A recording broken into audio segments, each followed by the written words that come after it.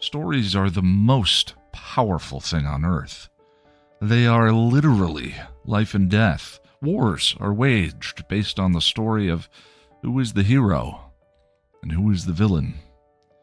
You are the result of a story your parents told each other, the one-night stand, the soulmate, and friends who became so much more. Life and death. So wouldn't you like to understand them better, these stories? How Story Works, an elegant guide to the craft of storytelling by Lonnie Diane Rich, demystifies stories and helps you understand why you love what you love, why you hate what you hate, and why prologues are almost always a bad idea. How Story Works by Lonnie Diane Rich. Available on Amazon in ebook, audiobook, and paperback form. Get your copy today.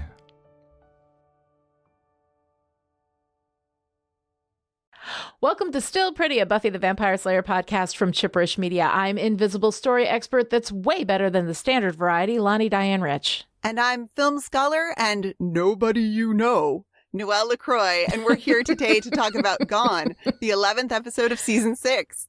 Gone aired on January 8th, 2002, and was written and directed by David Fury. Still Pretty is a fully spoiled, full-spectrum Buffy podcast, so if you haven't seen all of the show, go and take care of that, and we'll just wait here while our molecular makeup loses its integrity, and then... Pfft. So, we gonna chat this out or what? Let's go on patrol.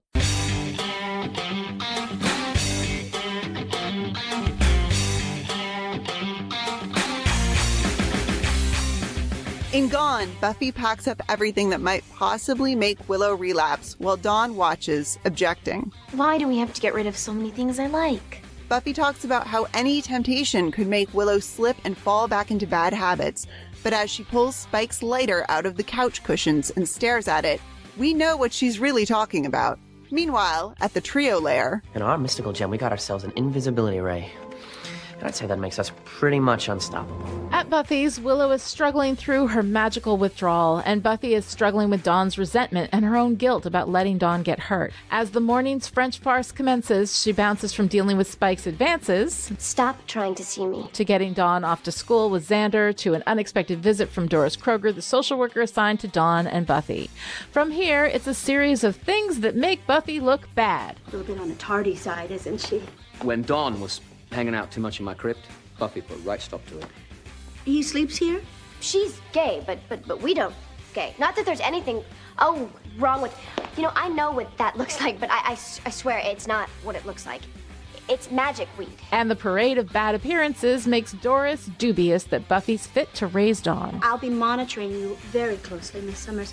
And if I don't see that things are improving, well, I'll be forced to recommend that you be stripped of your sister's guardianship. After Doris leaves, Spike returns and tries to comfort Buffy, who isn't interested. He angrily boxes her in at the door and reaches into her pocket to retrieve his lighter, calling her Goldilocks as he leaves. Frustrated, she goes upstairs and starts chopping at her hair, then goes to the salon to get the damage fixed. Just make me different. Out in town, the geek trio are up to some sort of mischief with their invisibility gun, but Jonathan and Andrew fight over it, randomly shooting a bunch of things in town, including Buffy, as she leaves the salon with her shorter hair. Oopsie. At the Magic Box, Xander and Anya are deep into wedding planning when InvisiBuffy busts through the door, all invisible and everything. She has no idea what's going on, but is goofy with the freedom of it. She tells Xander and Anya to figure it out. Xander goes to Willow to see if perhaps Buffy's situation is the result of a spell gone wrong, and that lands like a lead balloon. I see. So now when anything nasty happens, I get conveniently blamed for it? Buffy, high on her shiny new Blinvisible superpower, goes to the social worker's office and makes her look crazy to her boss, who reassigns all of her cases, including Buffy's. Buffy whistles out of the office and goes straight to Spike's, throws him against the wall, and rips off his shirt. Buffy? I told you. Stop trying to see me. At the Magic Box, Anya and Xander are getting nowhere with the research, but when Anya touches the invisible pylon that Willow spray painted so they could see it, it gets all mushy, like pudding. In the Geek Trio den, Warren explains exactly what's happening. The Slayer got slammed with a big-ass dose of radiation when the gun overloaded. Her cells are mutating at an accelerated rate. Eventually, her molecular makeup will start losing its integrity, and then... Jonathan and Andrew argue the semantic distinction that they're crime lords, not killers, and they need to revisible Buffy as soon as possible. Warren agrees, but clearly doesn't agree, and goes back to work on the invisibility ray gun.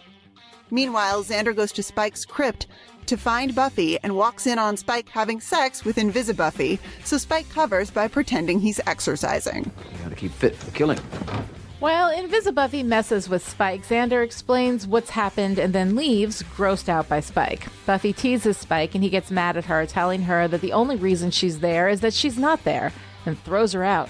Get dressed if you can find your clothes and push off, because if I can't have all of you, I'd rather... Hey, that's cheating. At the espresso pump, Willow uses the internet to get information on the trio's van, and the internet is so fucking slow, but she doesn't use magic. At home, InvisiBuffy upsets Dawn by making pizza boxes fly, and then listens to her voicemail messages. If this isn't reversed, you're gonna, well, dissolve or fade into nothing. Wow. Willow tracks the van and goes into the trio den. They make themselves invisible and take her hostage. They call Buffy and tell her to come to the arcade. Aw, remember arcades? Where they are holding Willow. Warren tells InvisiBuffy to hold an air hockey puck so he can reverse the invisibility effect and save her life, but Willow sees that the settings on the gun are wrong and warns Buffy. Warren knocks Willow down, and an InvisiFight ensues. Willow grabs the gun and reverses everyone, revealing Warren, Jonathan, and Tucker's brother. Warren identifies them as Buffy's arch nemesis, and Jonathan throws a smoke bomb, but they end up stuck at the back door, which is locked. I give you my arch nemesis. A security guard distracts Buffy, and the trio escapes. Buffy and Willow go outside and talk. Willow got through a day without doing spells, and she's exhausted. Buffy says that when she got the news that she was going to die, she knew she didn't want to die, and that ain't nothing. Yay for us. Yay. All right, so Noelle. Yes. Here we are with Gone. And I'm curious what your overall response is to this episode. I have a very, very mixed response to this episode. So how did you feel about it? I have a very, very lukewarm response to this episode. It's like meh, Yeah. I guess. I don't love it. I don't hate it though. But as I think about it overall, I think I like the idea more than the execution. Yeah, I think that there is something to the idea, but I feel like this is a lot of it's a lot of theme that doesn't fit the rest of the story, and that is wedged in here. Do you see what I did there, Noelle? Do you see that? Because there's a lot of seeing in this episode. So it feels like somebody fell in love with a theme and didn't match it to what was actually happening within the broader story. And this is never, like, Gone has never been one of my favorite episodes. It's fun. There are fun moments in it, but it feels like a sitcom-y approach to a dark place in the story arc. Now, we've had sitcom-y episodes before. I mean, you know how much I love Jane Espenson. She is somewhat sitcom-y in her approach to humor. But if you go back to something like Triangle, which was hugely sitcom-y, we were at a point in the overall story where we hadn't really gotten that dark yet, you know? Season 5, we see ourselves move gradually more into darkness. And season 6, we are in darkness with occasional glimpses of light. So when you put a sitcom kind of approach to a storyline in the middle of that overall environment, it feels weird. And it's not that you can't be funny. Like, Tabula Rasa's totally funny, but the sitcom-y funny, like, her hair is adorable, and we keep bringing that back. You know, a Spike getting caught having sex with InvisiBuffy and the way that she's messing with him while he's trying to talk to Xander. This is like literal situational comedy. It is about the situation rather than necessarily about the character-based humor, which is what we got in Tabula Rasa. So that approach, that combination of factors, like, ends up making this episode just feel a little brittle, kind of like it's whistling past the graveyard. But in season 6 of Buffy, we're already in the graveyard. You cannot whistle past a thing that you are actually in. So it just doesn't match up for me. You know what I mean? Well, and yes, no, I know exactly what you mean, especially because it's such a heavy, like, I don't know, invisibility feels like such a weighty metaphor to me. Yeah. But the episode itself doesn't do that, really. Right? Like, no? I don't know. Like, there's nothing that, like, we're literally looking at nothing. Like, it's which is another thing. Like, yeah. It's so bizarre. Like, it's bizarre to be looking at nothing, especially in this sort of light sitcom-y, as you say, kind of way, rather than really digging into like invisibility and what that means. Yeah. I mean, invisibility in general seems to give a person license to mess with other people. Like, whether that's via something like the anonymity of the internet. Yes. Or in fiction as part of an experiment or an accident or a mutation. We see this over and over and over again. And Invisible Buffy does that kind of. She's like a trickster dilettante. Oh, God, I love mostly that. causing trouble. Yes. Yeah, but also just like potentially traumatizing civilians who are minding their own business or just doing their jobs. Oh, yeah. And also, if that girl wants to wear a studded cap, then let her wear a studded cap. It makes her happy. She clearly enjoys it. And you know what? I thought she was pulling it off. Yeah, it's like, it's fine. You don't have to agree with everyone's fashion choices. Whatever. Nobody owes you taste when it comes to what they wear. So I just don't love Invisible Buffy. I mean, she's rude. She's entitled. She seems kind of deliberately obtuse. Yes. But at the same time, we're not really digging into that power. Like, what is the power of being able to see but not being able to be seen? Right. Because that seems to be the appeal of the invisibility story, right? Yes. I think scientifically, now I'm no scientist, but my understanding is that because of the way our eyes work, a person who is invisible to others should also be unable to see. But that's not the story, that's not the story we're here to tell. Right. Like, we're not interested in that.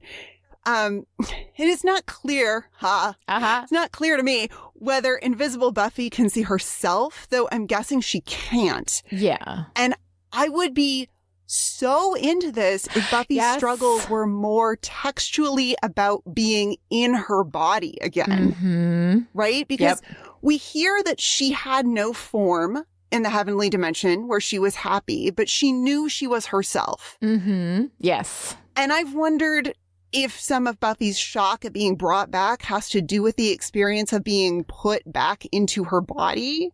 Right. Yeah. I talked a little bit about that dramatic effect of, like, we see her corpse, like we see her decayed body come back to life, not as an animated corpse, but as a, like, vibrant looking, healthy young woman. You know, she looks how she looked when she jumped off that tower. So we get a little echo of that trauma with the repetition of the mirror, first with Buffy hacking at her hair in her room, and then with the shot of Buffy at the stylist where they're both assessing the situation in the mirror, you know, and she says, "Just make me different," which, I mean, it's a lot. Like, that's some heavy stuff. There's so much power left on the table in this episode. I think because they chose a metaphor that doesn't match what the show is actually doing at the time. Like, one of the things with invisibility that I thought would work better is if, like, I think your idea is really great. And the idea of if Buffy's struggle was with shame, which outside of her relationship with Spike is really not the case. You know, she's not struggling with shame. She's struggling with who is she? She had such clarity about who she was and what she was supposed to do. Now she's back, you know.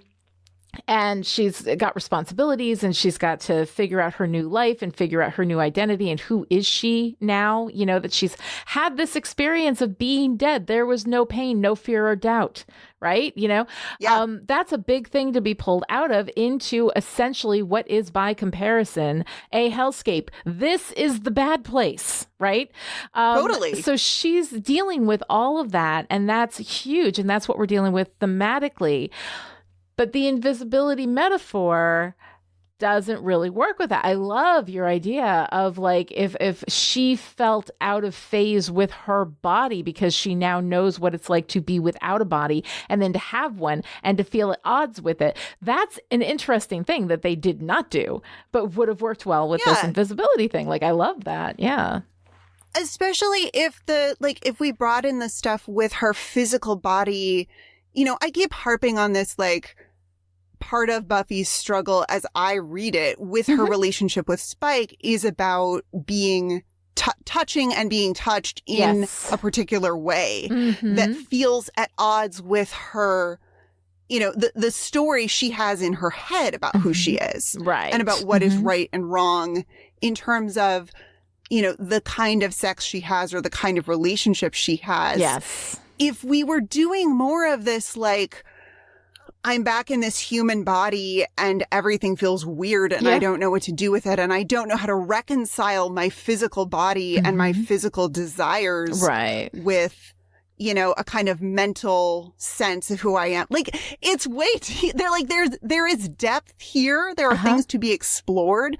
I mean, even if we were just like, if shame were her issue for whatever reason, just kind of across the board, I think the invisibility would be a lot more enjoyable. And especially for me, like her giddiness at being invisible, it would just land so much better because part of the power of invisibility would be the power of not having to look at herself. Right. Yeah. I almost feel like for what they're doing with the Buffy Spike thing, Spike should be the invisible one, right? Because she doesn't want to look at her relationship with Spike. Yeah.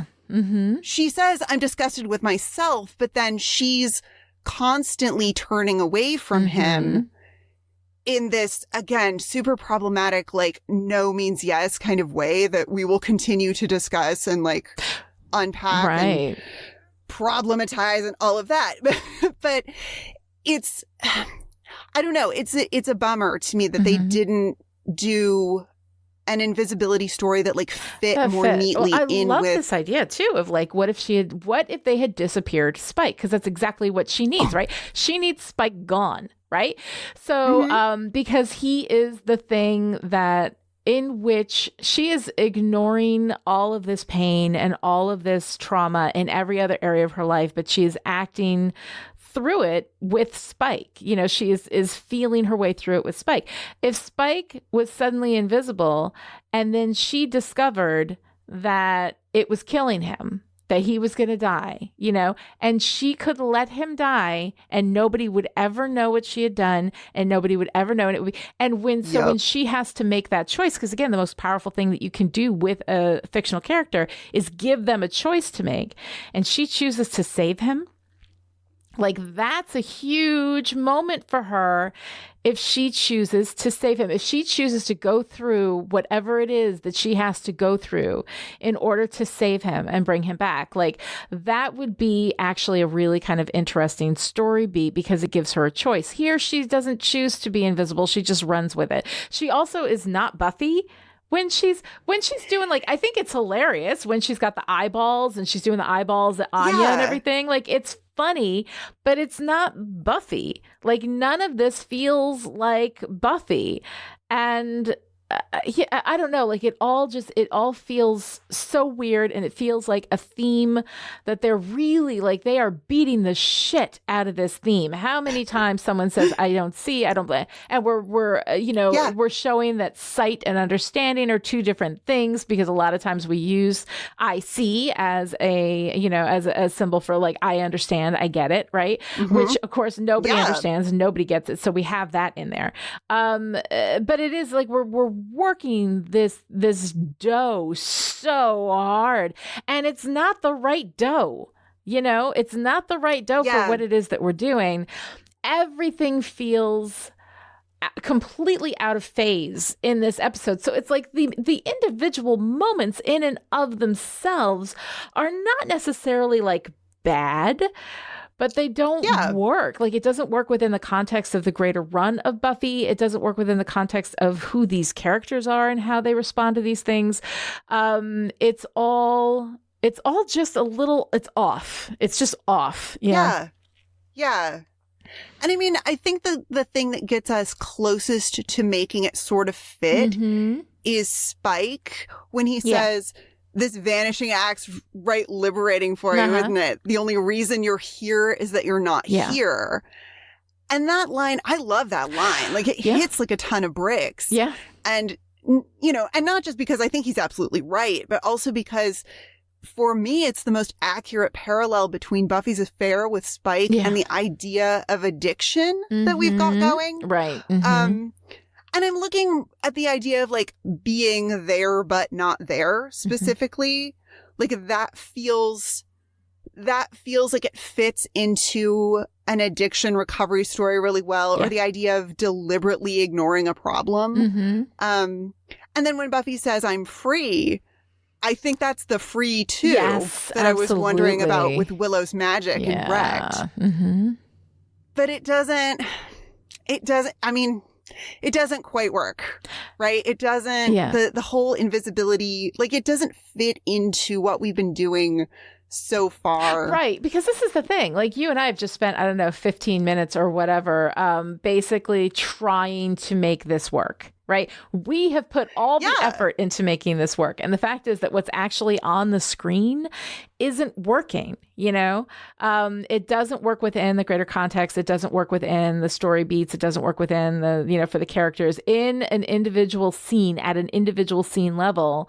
Some of the stuff is cute. You know, like some of it is cute, some of it is fun. But overall, like it feels so off. And when you and I have to go through so much work to try to like bend this into something that would fit within this story, then that shows that like whatever it is they gave us just is not, you know, it's not working out.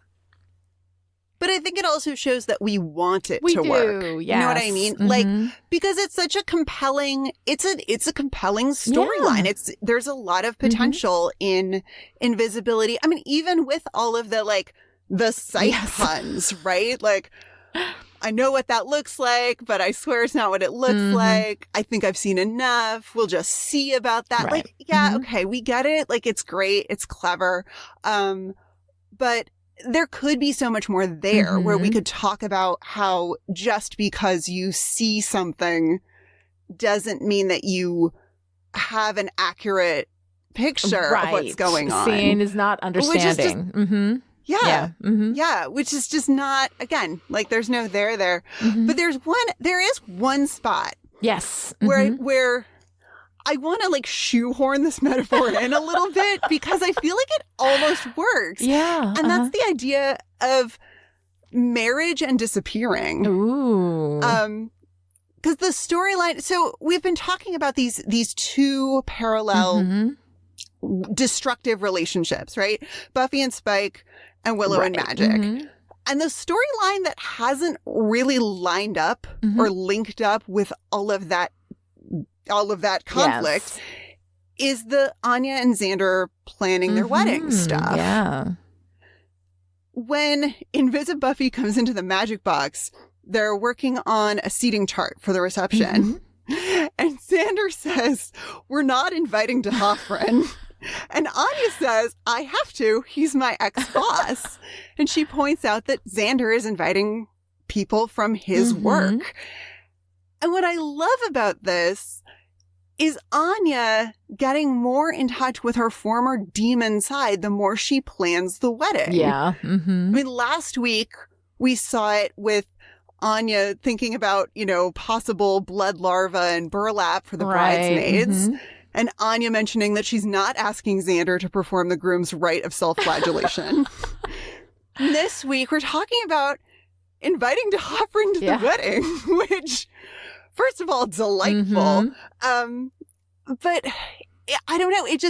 It raised this question for me of what's going on for Anya in all of this? Because at the beginning of I'll Never Tell, Anya sings, the name I made, I'll trade for his. But it seems as though the more she looks forward to getting married, and I mean looks forward both in the excitement sense and in the thinking about the future sense, the more she also looks back on her life before she met Xander. Yeah. Mm-hmm. So as much as Anya apparently wants to be Mrs. Alexander Harris, she's also maybe struggling with the simultaneous reappearance and imminent erasure of her demon side. Oh my God, I love this read I don't know. so much. Yes. There's that, what? She was a demon for 1,000 years? Yeah. And it's like, and we haven't really gotten into that much. Mm-hmm.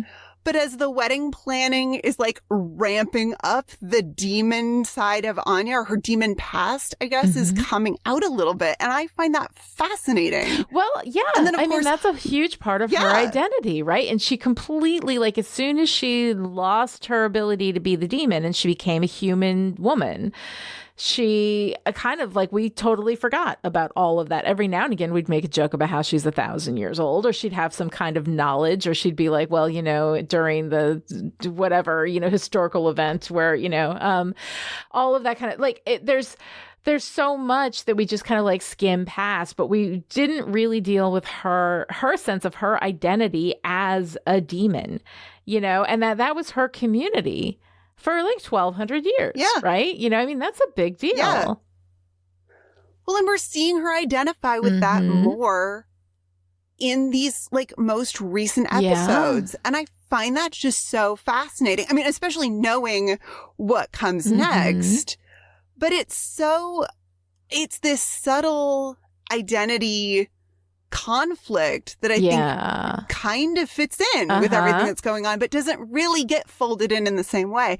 And then, of course, Xander's big question at the end of I'll Never Tell is, am I marrying a demon? Right. To which the answer is yeah. Yeah. Like, yeah, you are, honey. I mean, not totally, but yes, identity-wise, you are marrying someone with significant demon experience. Yes, exactly. Yes. Mm-hmm.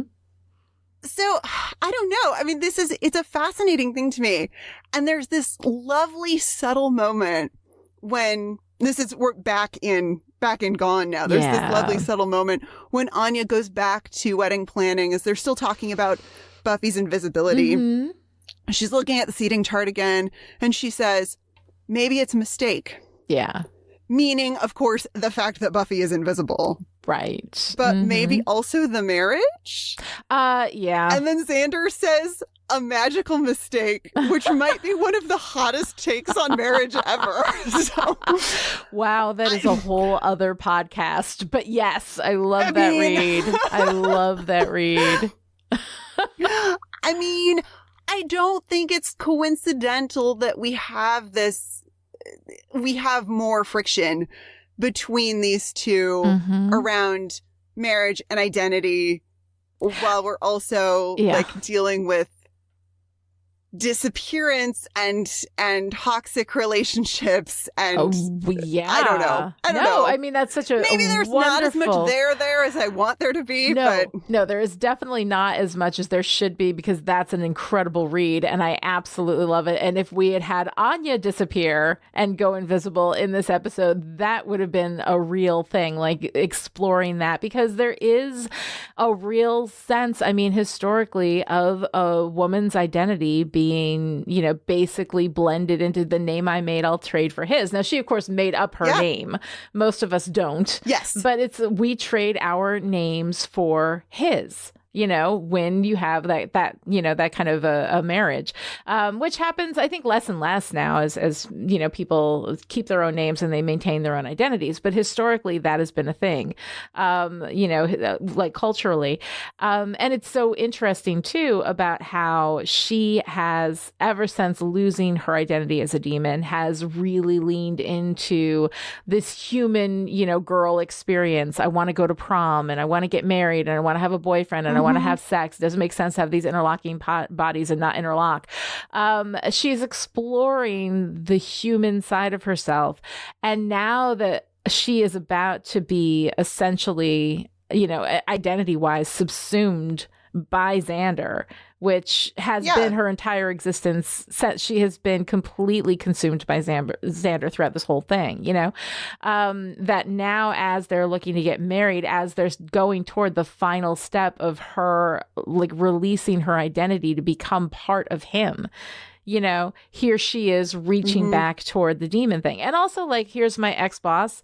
You know, if I get married again, I don't think I will, but if I ever do, like, I'm not going to care about my ex-boss being there. Like, if it's an ex-boss also happens to be a friend, that's different. But you know what I'm saying? Like, it's not about him being her ex-boss. It's about him being part of her community, part of her identity, and she wants him there. I think that is really interesting. I love that read. Wouldn't it amazing? Like here, basically, we're saying make anybody else invisible, and it could have worked. You know, it would have been a very different story. Like literally anyone in the cast could be invisible, and it would be a different story. And that is why invisibility is so interesting, and why I'm so irritated that this episode is kind of meh. That this episode didn't really play with it that much. You know, one thing we do in this episode, though, like as we get back into the story arc, you know, is, you know, we bring the trio back. And since these guys are the path that brings us to the final big bad, you know, with Dark Willow, I suppose that they are supposed to matter. Previous watches of the season, I have been more entertained and more charmed by these guys. The more I watch it, the less they charm and entertain me, and the more I just like either don't care or am actively irritated, annoyed, and offended by them. But I've always enjoyed the Geek Trio, at least from a philosophical perspective, because they bring us into mundane, human, fully ensouled evil. And I think that is a really interesting discussion to be had. We've been having these discussions from jump, from Welcome to the Hellmouth. You know, we've been having discussions about what is the nature of evil, what is the nature of the soul, and relating to that evil. How is it that if you lose your soul, you lose all, you know, a connection with being a decent person, and you're just pure evil. But then, you know, the soul itself is not, you know, does not inoculate you from evil, because we have the trio. We would always look forward and talk to the trio as our evidence of the soul does not equal goodness, right? It equals, I think where we've landed is that it equals an opportunity for goodness. But it is not, you know, the ultimate path to goodness. So I think that the trio, for me, open up a very interesting space in the world building for that kind of philosophical discussion. But I don't care. Like, I'm watching these guys and I'm like, I don't care about you. I don't care about you. Even Jonathan's semantic argument, we're crime lords, not killers, which I would ordinarily find worth talking about, just makes me tired. Like, I'm so done with these little boys out there, you know, destroying everything with their entitlement and their petulance. It's not funny to me anymore. I mean, it's the like, MRAs are not funny. Incels are not funny because they're actively like damaging. Yeah. And I don't know. Because they're doing a lot of fucking damage now. Yeah. And I mean, they always have, but like now we're actively looking at it, you know, real in our real world. And so when I see them here, they're not cute and funny anymore. Yeah.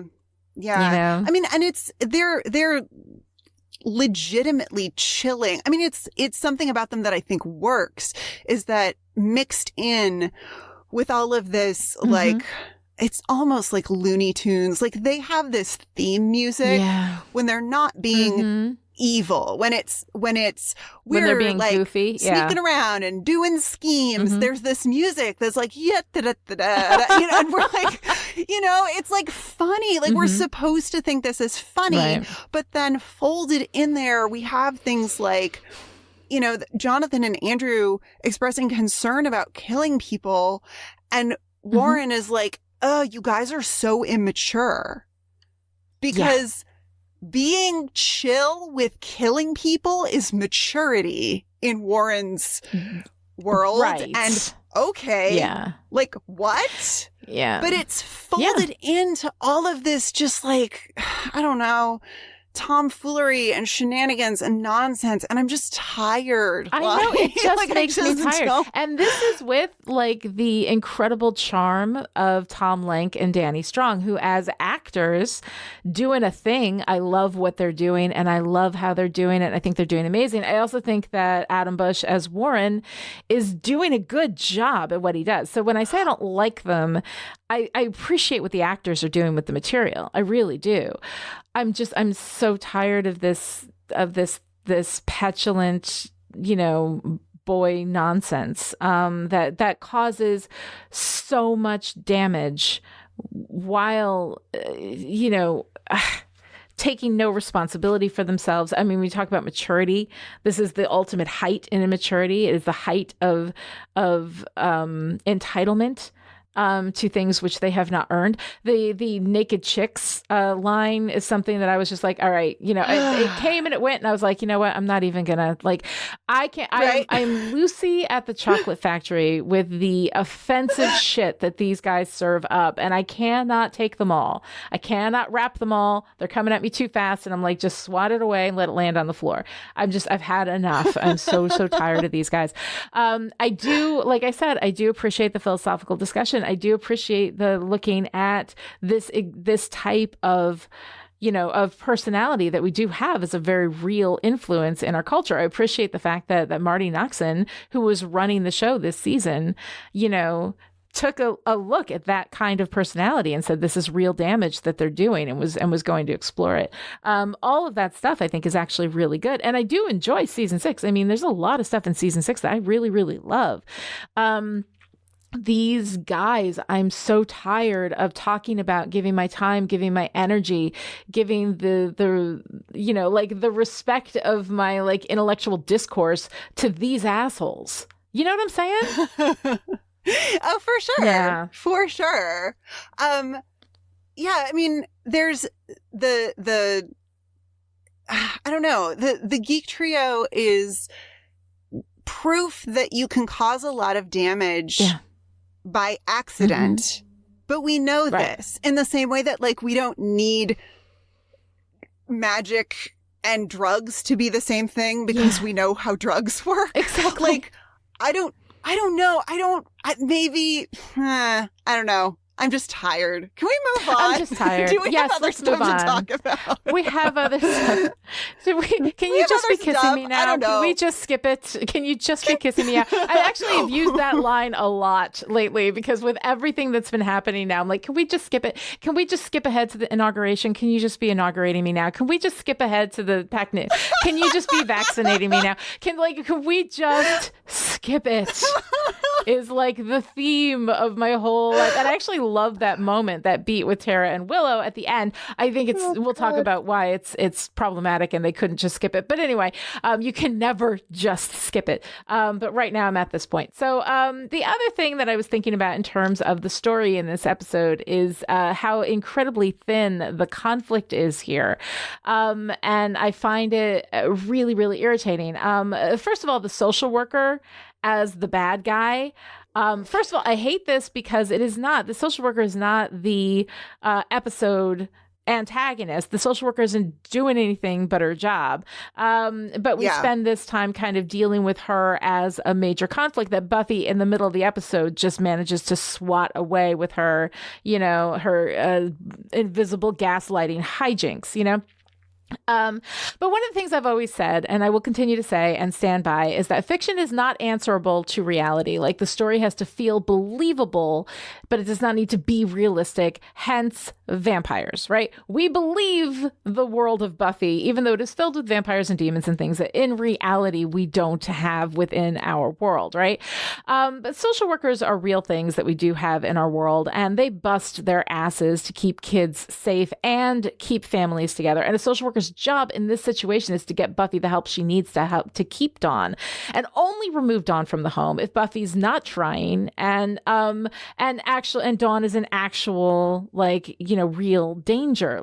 Social workers, and I grew up the child of a social worker, and so maybe because I was close to it, when we know something for real, that can sometimes throw us out of a story.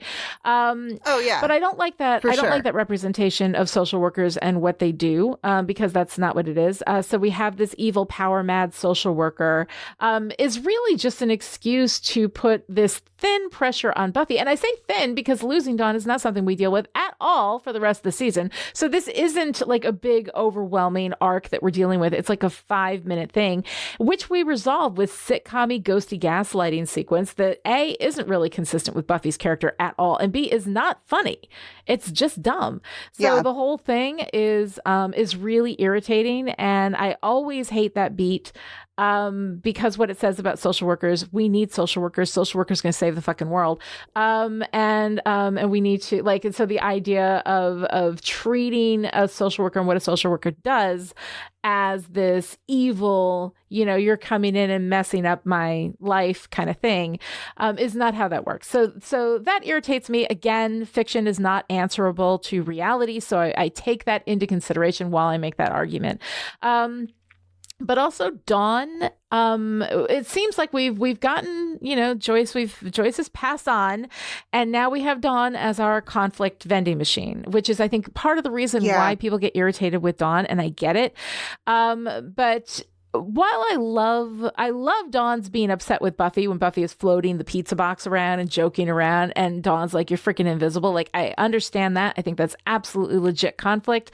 I understand Dawn wanting Buffy to take her life seriously because she needs Buffy to take her life seriously, especially because Dawn's foster parents have just broken up and the other one's addicted to drugs. Like, Dawn needs somebody who's going to be in charge here and taking things seriously. When Buffy's not doing that, I can see, completely understand Dawn being upset there.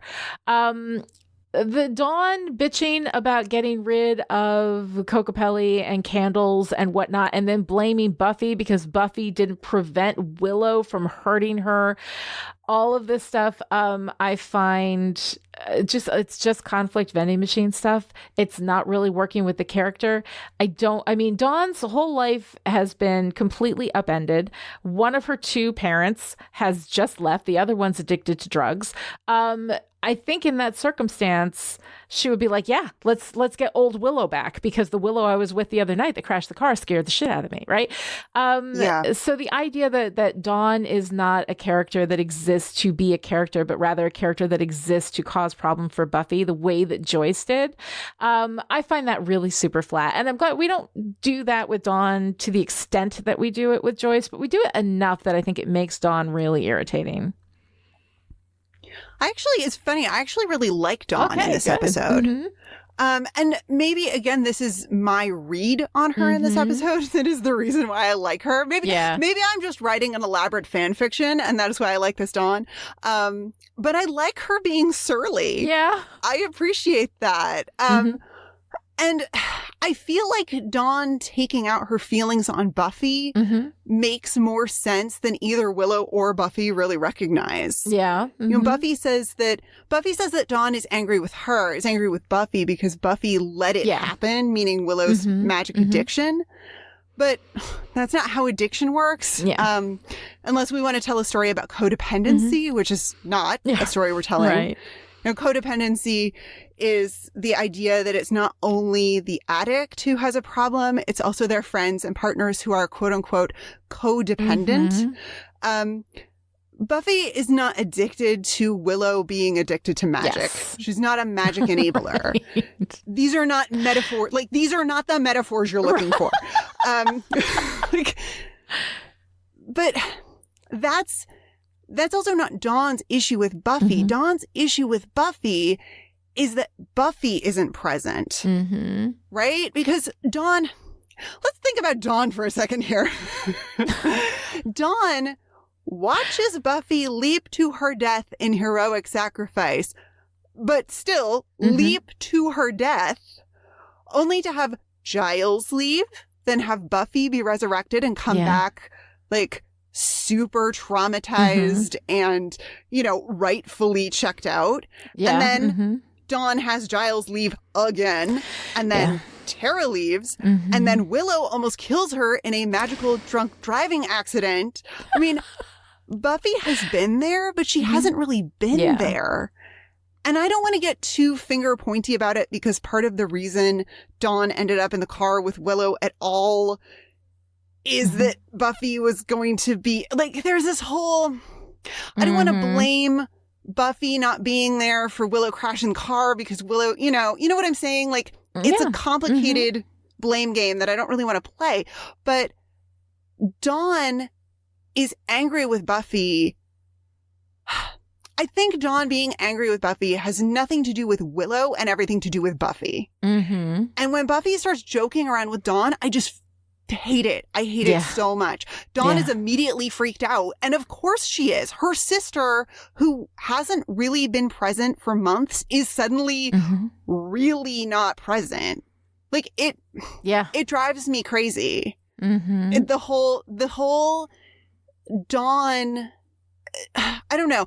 It drives me crazy that Buffy doesn't see that there are reasons that Dawn might be angry with her that have nothing to do with Willow.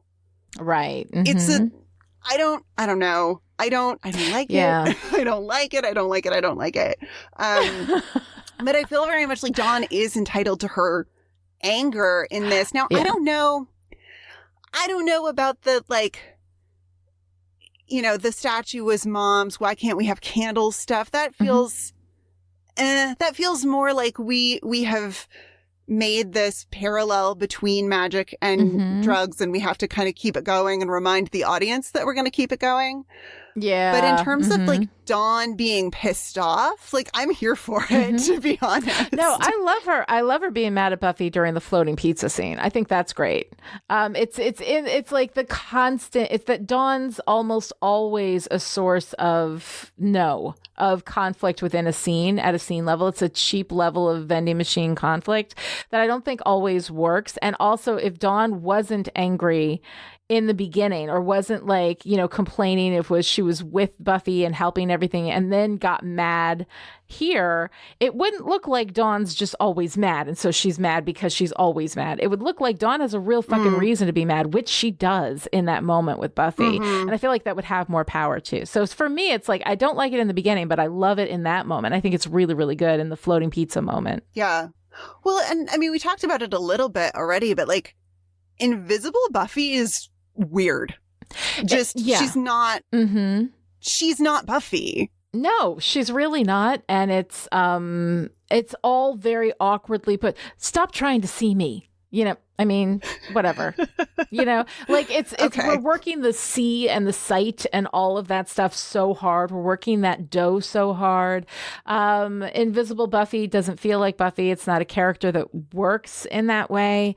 And we don't see this as necessarily, like, part of her personality. I mean, we've had an invisibility story before, Out of Sight, Out of Mind, in season 1, which I think was actually thematically worked so much better than this one does, And so I don't know, like, the InvisiBuffy is not my favorite Buffy.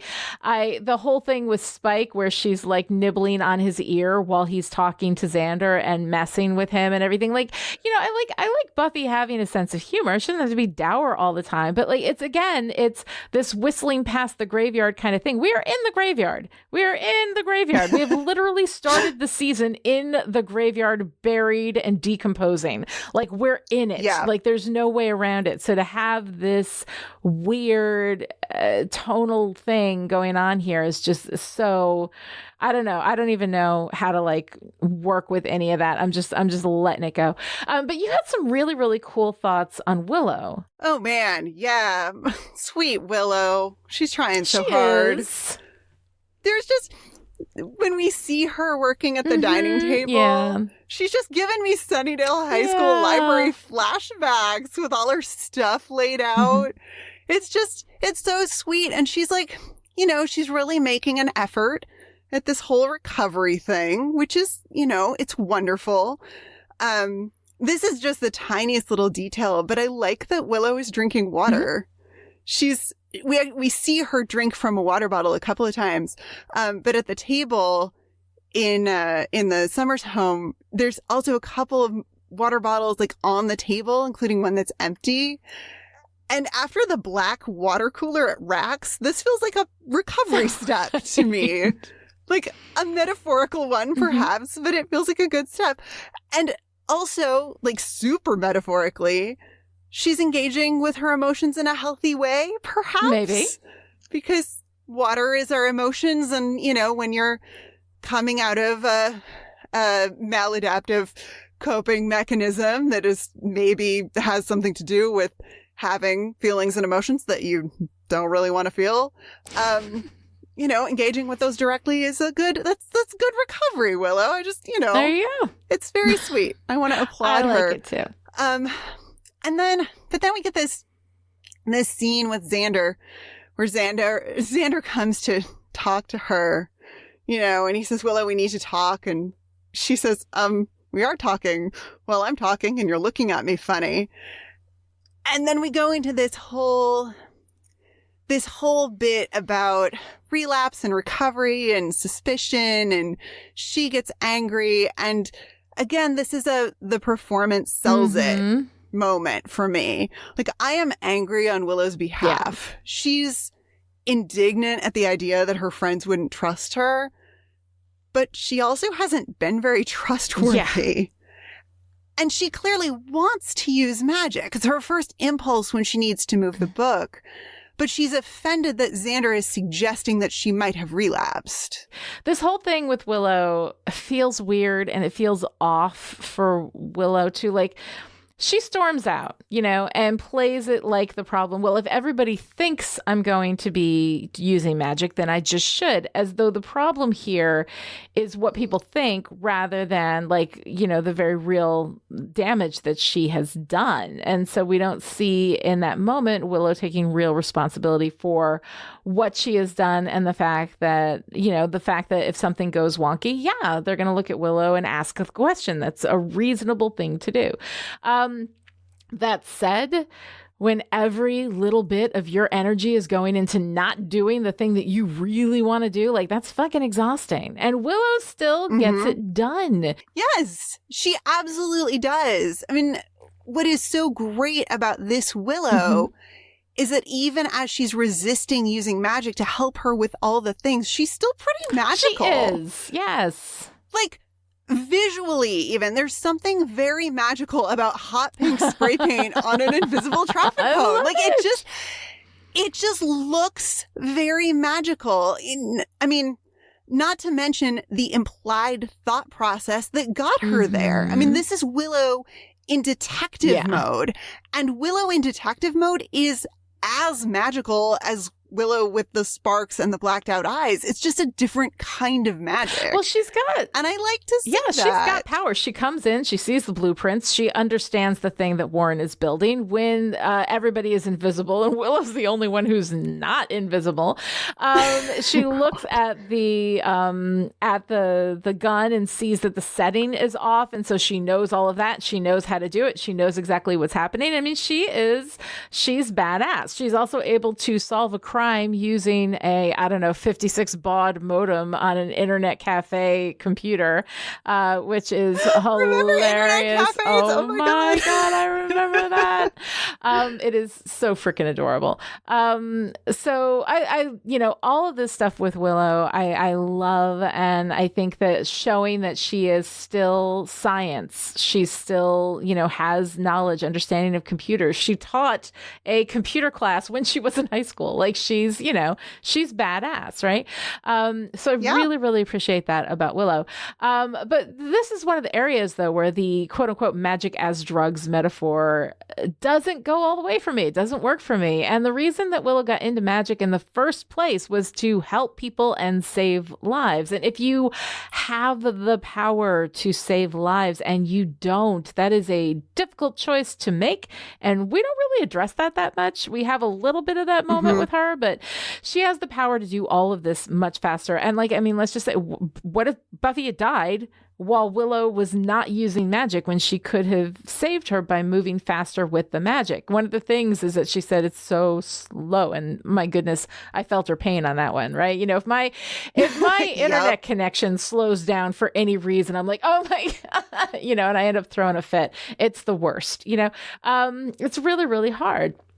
But with Willow, the speed isn't just an irritation. It is a life or death situation because it's not magic. I mean, magic is not a drug addiction. It's not the same thing. The hardest addictions to manage are the ones where you cannot go cold turkey, like say food addictions, right? Because the consequence of cold turkey is death, So they play this like the only consequence of magic is harm to Willow, and she can just give it up and that's it. And that's not really true. And even Tara, when Tara had a problem with the way that Willow was using magic, it wasn't that Willow was using magic. It was the way Willow was using magic. When Willow says, I'll quit for a month, and Tara's like, that's not the point. The point is that you're fixing the world to your liking as opposed to using magic to save people. And if you had to have Willow in that complicated middle space where she does have to use magic, but she has to be careful how she uses it, that would have been a much, much more interesting space to be in, I think, than this just flat magic is drugs metaphor. Oh, I agree. I mean, and you could even still do magic is drugs. I mean, you wouldn't have done it in 2001, 2002. I don't think you would even do it now on a TV show, but it doesn't have to be all or nothing with drugs. You can't there are paths of recovery that involve moderation. But of course, if your message ultimately has to be dominant culture, drugs are bad, full stop, you should never do drugs, you can't tell that story where you have nuance with, well, sometimes this is okay and sometimes it's not, and we have to examine, and how difficult it is to walk in the middle of that space, I mean, that's a much more interesting story.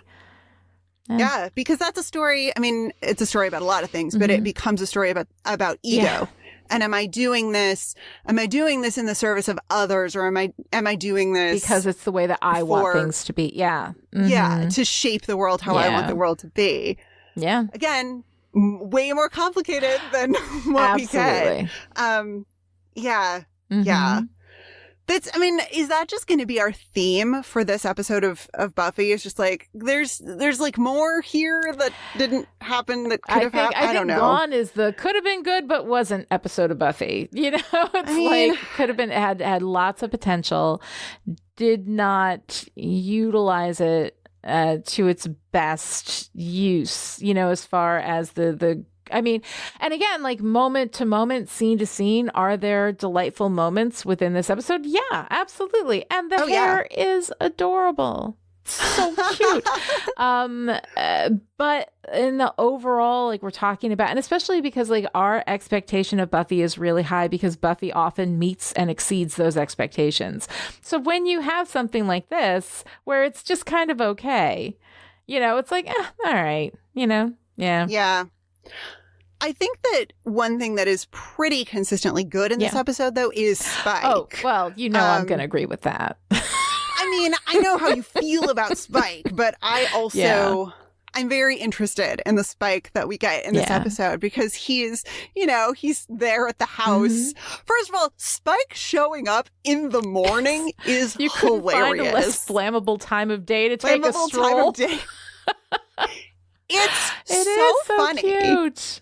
It's so funny. But, he's there and he's like, yo, we need to talk, except all, spiky. Yeah. So we're going to chat this out of what? I can't do his little Spike accent. And it just raises the question for me of like, how many times does Spike ask or suggest or demand that he and Buffy talk? And how many times does she blow him off? The rising music. And what was that, Buffy? Yes, exactly. Yeah, like it drives me crazy. And I know that we need to talk is among the scariest phrases known to humankind, especially if you, especially if you tend to be that kind of, Capricorn, blinders on, business, head down, stakes up, sort of, Buffy Summers type of person. Yeah. But not talking about it does not make it But go she away. does talk to him. Eventually, she always does, which she didn't with Riley. Like, she does True. talk to him. She talks to him when they're together, and she's like, I'm free from life. I'm free from everything. Like, she's going through, she is actually talking to him. And he does demand that communication, which I think is so interesting, because what is the value of that communication, right? Except to make you closer and more intimate with somebody, right? Yeah. And that here is Spike with his, no soul. I'm a vampire. I'm evil. The only reason I'm not killing you is because I got a chip in my head. This is Spike with a bid for fucking connection and intimacy, and I'm here for it.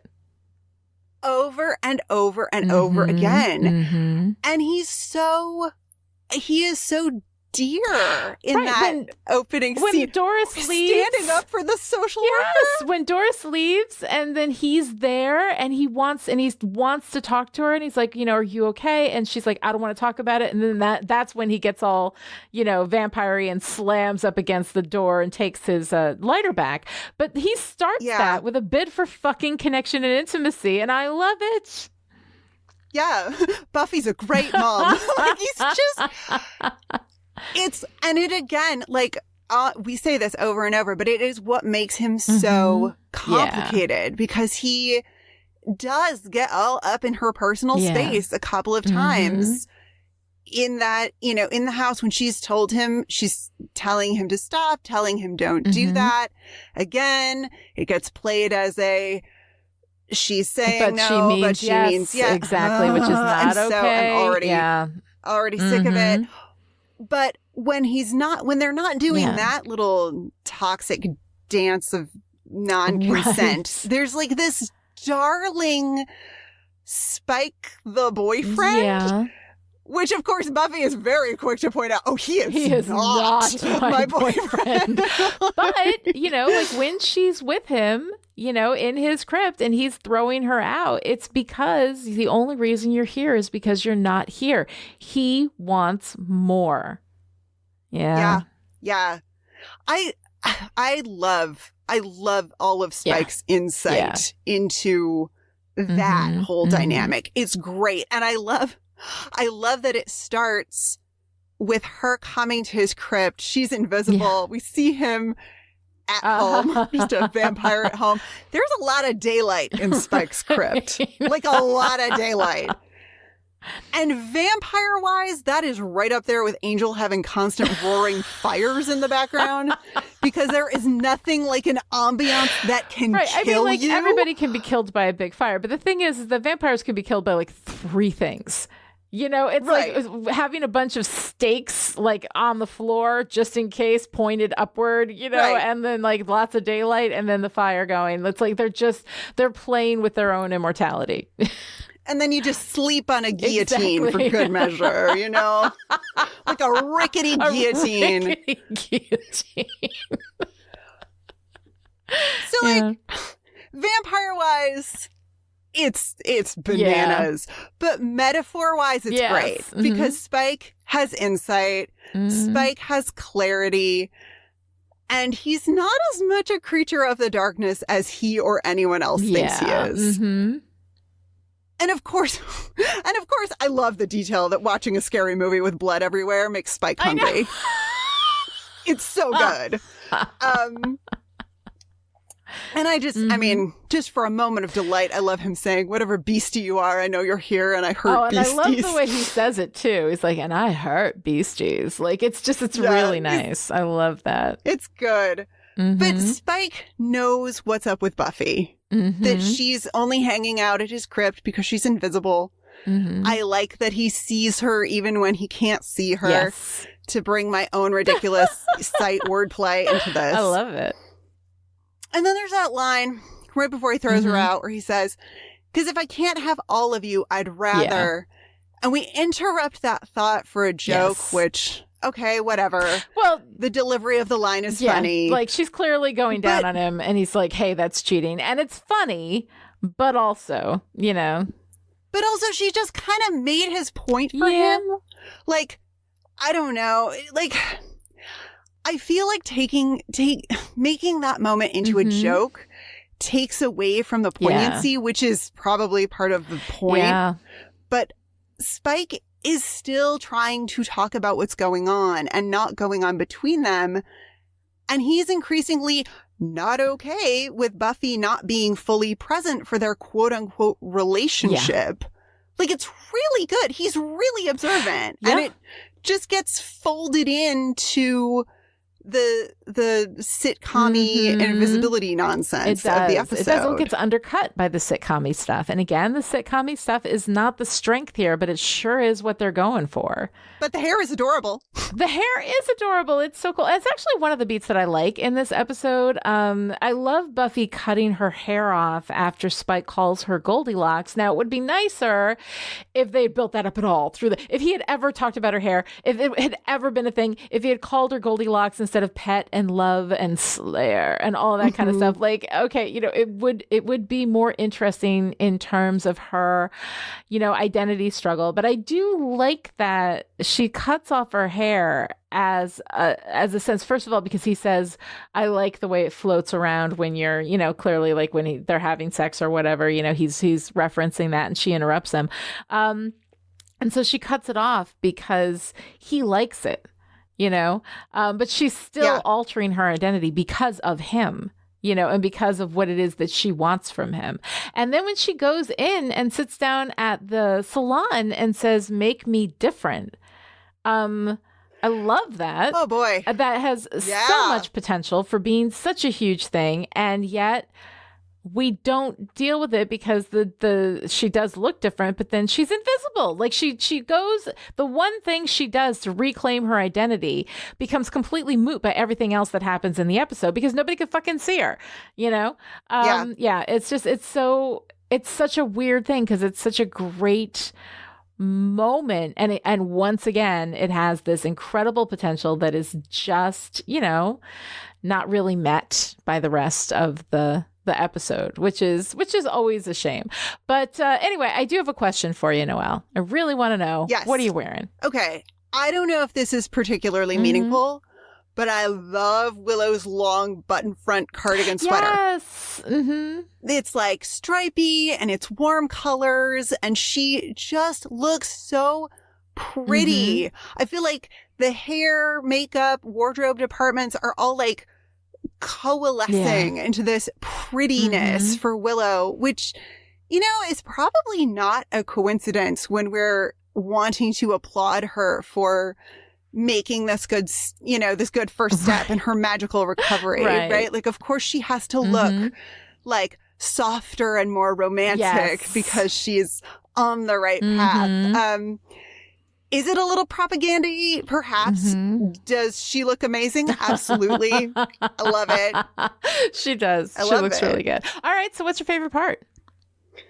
It's a big shrug. Yeah. I mean, it's hard. It's hard to find a favorite part when the whole episode is so meh for me. Yeah. Everyone who has to act to nothing does a great job. I don't know. Yeah. It might, maybe it is the running, not quite gag about Buffy's hair being adorable while she's invisible. Yeah, that's kind of cute. Know. That's kind of cute. I don't know. Yeah. What's your favorite part? Honestly, God, I mean, I this episode, because there's so much unmet potential, there's so many things that I start to love that I'm really into as an idea that just doesn't get met. And so like that doesn't really feel right.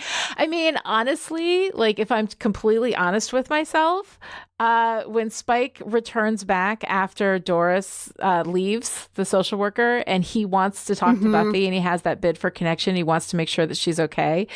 And then she blows him off and he doesn't put on vamp face, but he turns into vampire Spike and he slams his hand down next to her and then reaches in and gets his lighter from her front pocket. It's, the say no when you mean yes thing, which I hate and is bullshit, but it's super fucking hot. I'm just like, I have to say, I like it.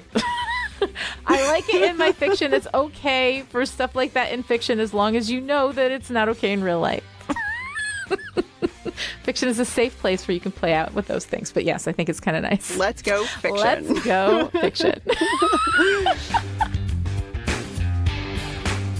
If you enjoyed this conversation and would like to join in, connect with the show on Twitter. Follow @Chipperish and use the hashtag StillPretty. This episode of Still Pretty was brought to you by the Chipperish media producers who support us on Patreon at the power producer level. These people are the reason why Still Pretty is coming to you free and ad-free right now. So thank you to our December producers, Shelley, Kristen, Jonathan, Rose, Erica, Alice, Abigail, and Sarah. And this week's special message for our power producers, yay for us. To find out how you too can support Chipperish Media, visit patreon.com/Chipperish. Other ways to show your support: write a great review on Apple Podcasts, tell your friends about the show, or find a less flammable time of day to take a stroll. We'll be back next time with Double Meat Palace, the 12th episode of Season 6. Until then, stop trying to see me.